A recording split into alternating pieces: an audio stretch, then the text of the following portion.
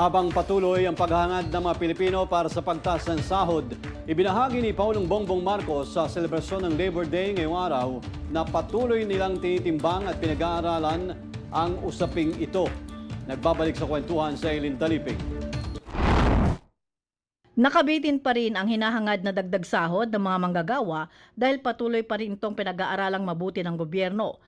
Sa talumpati ni Pangulong Ferdinand Marcos Jr. sa 123 selebrasyon ng Labor Day na ginanap sa Pasay City, sinabi nitong binabalanse ng pamahalaan ang posibleng magiging epekto sakaling magtaas ng sahod para sa mga manggagawa.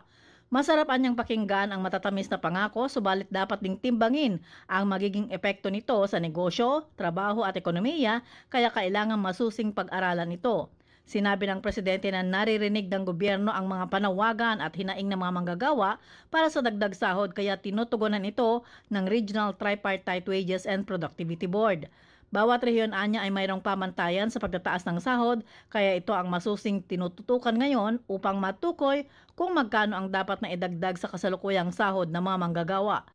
Siniguro ni Pangulong Marcos Jr. sa mga obrero ang kanilang proteksyon at kapakanan habang isinusulong ang pagpapalago sa kabuhayan at ekonomiya ng bansa.